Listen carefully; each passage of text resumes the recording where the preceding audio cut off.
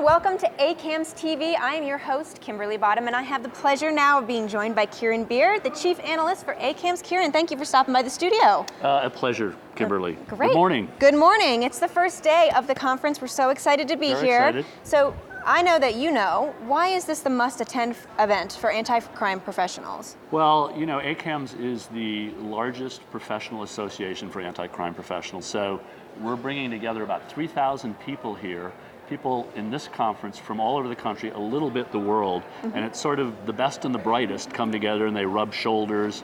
And you know, that kind of collaboration and education that takes place here is really important. The collaboration, you have people that are talking about what they're doing within their institutions to catch criminal transactions that are running through their financial institutions. Law enforcement is here. They love to rub shoulders with all the people that are, you know, financial officers in banks who are doing anti-money laundering things in banks, and it's good. There's a lot of cards exchanged, and then in addition, the sessions really dive deep into topics that matter a lot to the people that are here. Or maybe I should say something about some of the. I mean, you know, that'd be great. Just by example.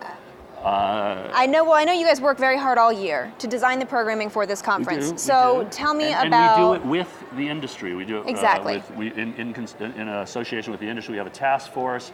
We get suggestions from our advisory board. But I mean, I think the things that these folks, ACAMS represents a whole trajectory of an increasing coalescence around a global standard of information sharing and using the financial system to catch criminals.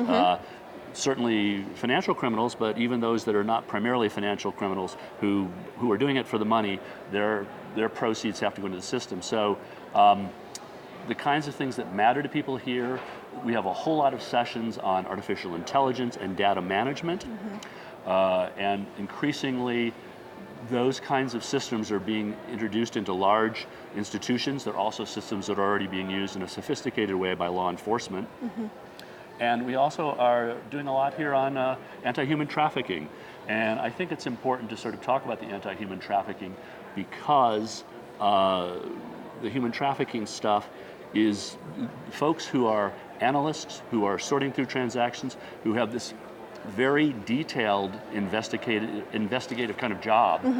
It all comes to a head when you're identifying funds that are associated with human traffickers. Right. And you're actually breaking up a human trafficking ring because you have got that money isolated, you've filed a report about that massage parlor or about a labor situation on a farm where people are being enslaved for their labor. So that kind of thing is important. We're going to have a senior official from the Justice Department here who's going to talk.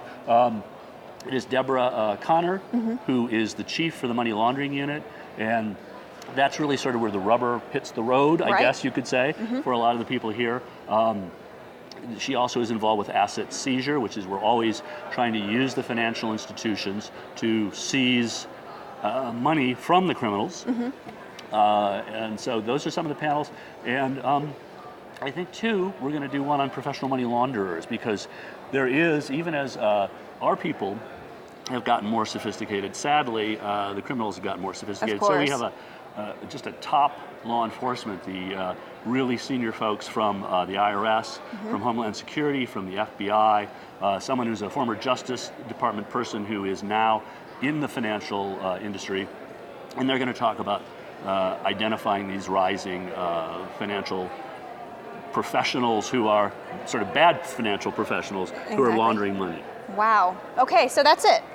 Just a little bit. This week, you have a lot going on. That's and I'm great. kind of swimming in it all. So it's I just spit all that out there. That's great. That's wonderful. And I know that you guys have a really user-friendly app. So if you want to dig deep into the details, well, this is it. You know, and if we want to say something about the app for people who have not heard this already, and we'll repeat this, but the app is so important because the app will make you feel like when we have those law enforcement people up on the stage, the app will let people in the audience easily interact with them. So through that, we have polling questions that they can respond to, and that gives the the panels a chance to react against their polling questions, comment on what surprises them that's happening at their financial institutions from the people in the audience, and it's also a way to send questions to the panel.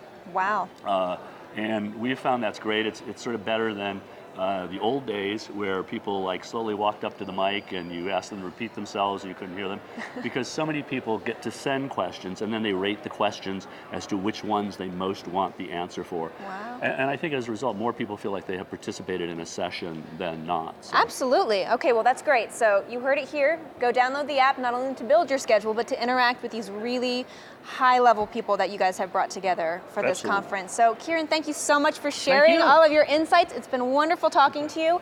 Make sure you stay tuned. Enjoy the conference, everyone. Absolutely. Enjoy the conference and stay tuned here, because we're going to be bringing you more thought-leading interviews as the week continues. So we look forward to doing that. This is ACAMS TV. I'm Kimberly Bottom. Thanks so much for watching.